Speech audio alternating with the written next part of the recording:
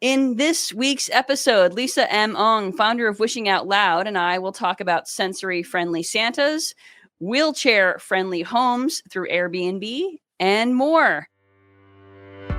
Hey there, my name is Bernadette Smith. Welcome to 5 Things in 15 Minutes, my weekly show where I bring good vibes to DEI. That is good vibes to diversity, equity, and inclusion with a little dash of corporate social responsibility. What I've found is that there are lots of news stories about what's going wrong in the world and lots of negative data. But there are also a lot of things going right. That's what I like to focus on. I search for DEI stories that we can be inspired by and learn from. My hope is to inspire you to experiment with some of these inclusive actions and policies within your own organization to help you build a more inclusive world.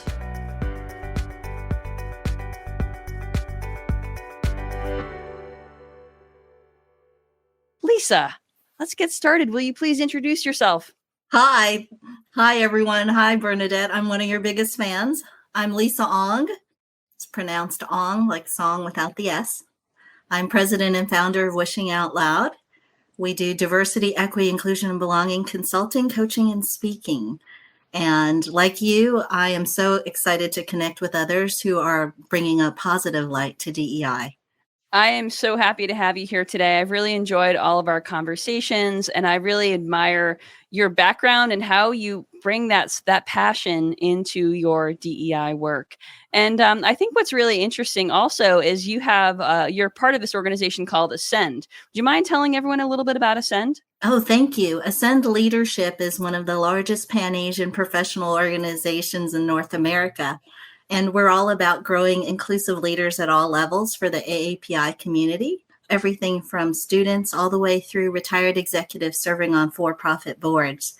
So it's like my second family, and I always encourage people to check out ascendleadership.org.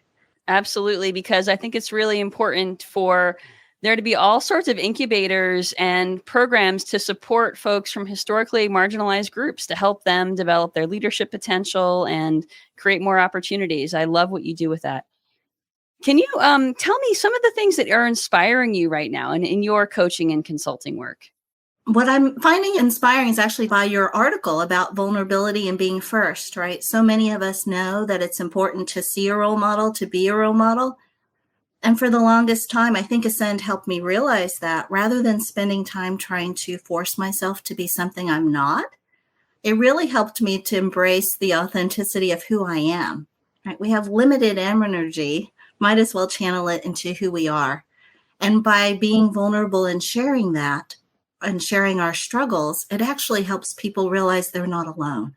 I love that. And I can completely relate, which is why I wrote the article.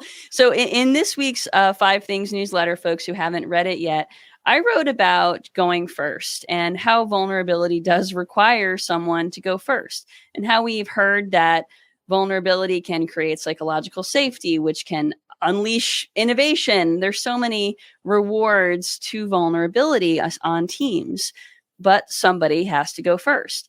And it's hard for me to go first, to be honest. It really has been. In the past, there have been lots of times in which I've sort of shown up in just a kind of with walls, or just being very focused on the task at hand and not so focused on being an empathetic leader. And it's something that's been part of my leadership journey. And I realize that when I go first, I start to give other folks permission to do the same. And it allows me to just be more present. There's a lot of benefits. Right. And connecting and being real.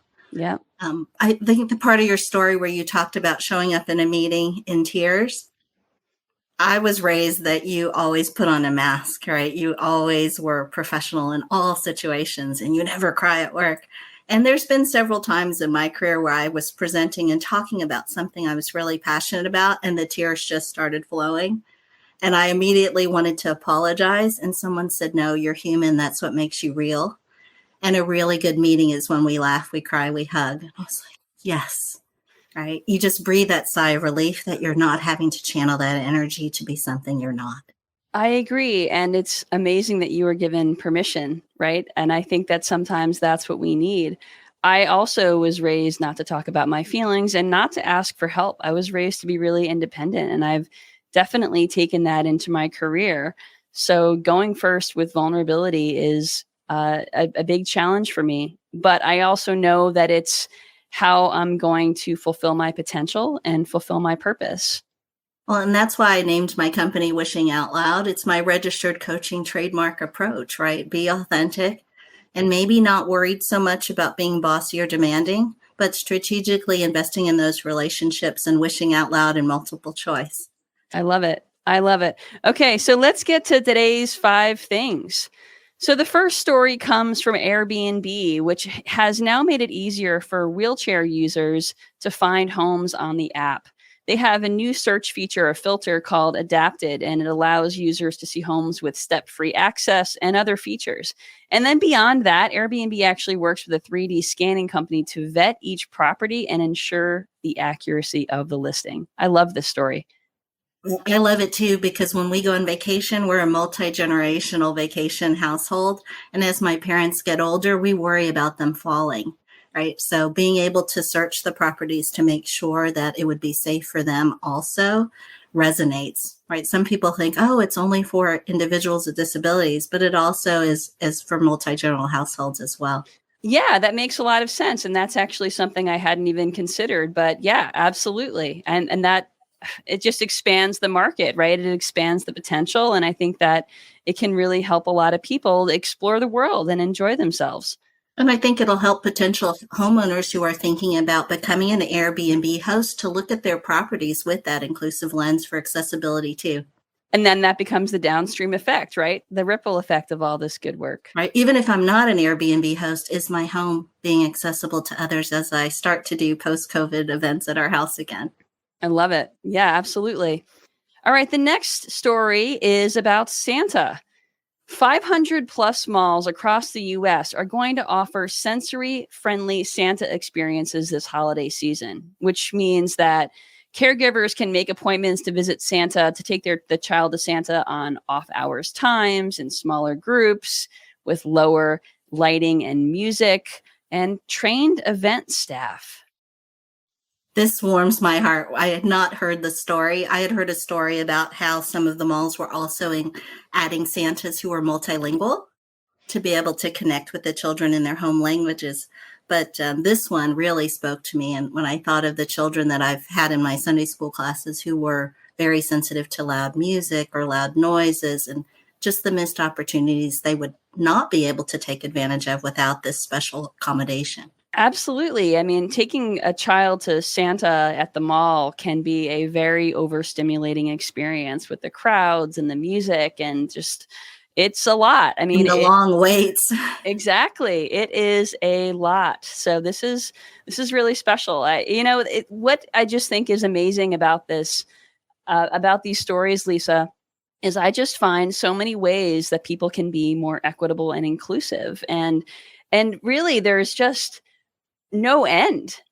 There's no end to which is in my mind a good thing, not a bad thing. I'm not trying to overwhelm folks, but it's like there are so many ways that we can be more accommodating to others. And little things like this really do make a big difference. That and for the parents as well.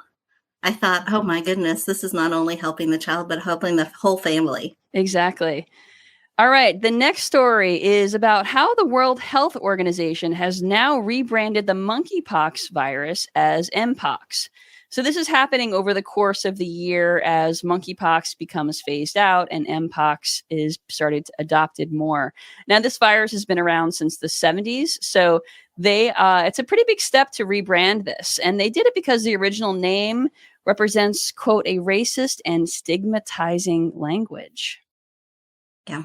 As we continue to see language evolve, we know that words matter, right? And any opportunity we have to use more inclusive language, right, to destigmatize things is wonderful to hear, right? Sometimes people go, really, I'm so tired of all the change. But as a diversity, equity, inclusion language person, we're always looking at new words and new phrases. And how can we do better, right?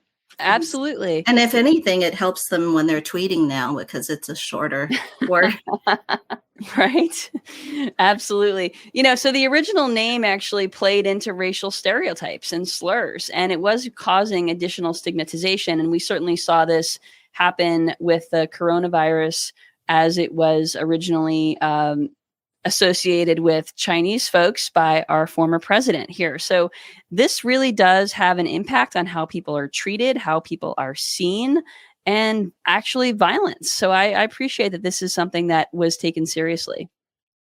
Absolutely. All right. Next story comes from the Miami Marlins, which is now the first sports franchise in the U.S. to have both a woman president, who's Caroline O'Connor, and a general manager, Kim Ng.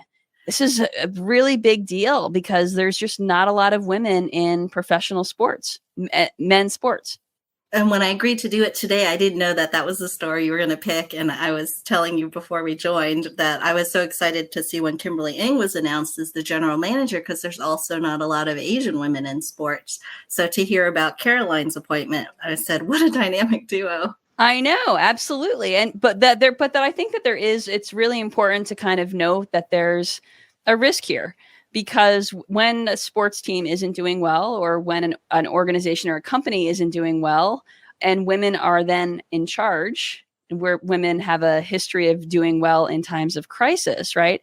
But when women are put in charge, they can often be blamed when things don't go well, women and BIPOC folks. So there is a risk here, especially since the team is not really achieving its potential. But I love the precedent. Yeah, and it'll take time. And I think if we all support the Miami Marlins, we'll make sure to ensure that success, right? Absolutely. Absolutely. Go Miami. All right. So the last story this time comes from the Colorado Springs Police Department, which we talked a little bit about. My guest, Jess, and I talked a little bit about last week as kind of a bonus 5 thing, but I wanted to talk a little bit more about it this week. So the Colorado Springs Police Department made a real effort to not to misgender the victims of the Club Q nightclub shooting. And they did this because they really wanted to make sure that the victims were identified how they identified themselves and how their families loved and identified them. And there were a number of transgender victims in that LGBTQ nightclub shooting. So I really appreciate the allyship and the really important respect for people's dignity in death.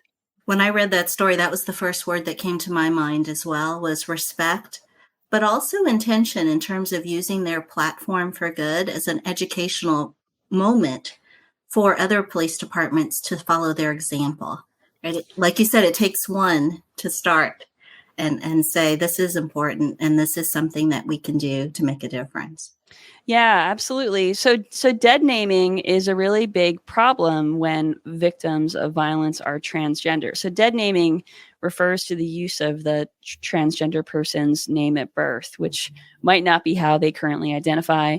They're often use their gender assigned at birth, even if that's not how they identify. So the fact that they really made the effort to do this and to speak about it, it does set a precedent. It sets an example of what's acceptable and what's not. And I think, again, it shows that level of respect and compassion. And we could all use a lot more compassion. Right?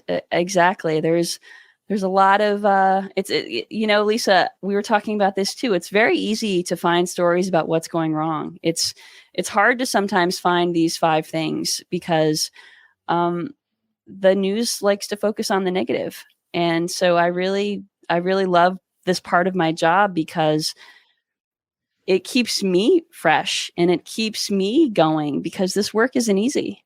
Yeah. And if we can continue to highlight the pockets of excellence, that raises the bar for others. And they can say, look, if they can do it, we can too. That's exactly right. I love to inspire from a place of possibility, not fear. So thank you so much for joining me today, Lisa. Do you have any parting words for our audience? No, I hope they continue to follow you because you've been an inspiration for me the last few years. And I encourage people to buy your book, Inclusive 360, as well. The way that you share these stories and connect really help make the understanding and empathy matter. Thank you so much, Lisa. Have a great week. Have a great week, everyone who's watching. And if you don't already subscribe to the 5 Things newsletter, it comes out on Saturday mornings, and you can get it at 5thingsdei.com. All right. So, Lisa Ong, how can folks find you? What's the best way for people to find you who are listening? On LinkedIn, I'm under Lisa M. Ong, or at Wishing Out Loud on Instagram and on LinkedIn. And I respond on direct messages, so I would love to connect. Fantastic. All right. Thank you, everyone. Take care. Thank you for listening to 5 Things in 15 Minutes. I hope you found yourself inspired by at least one of this week's stories.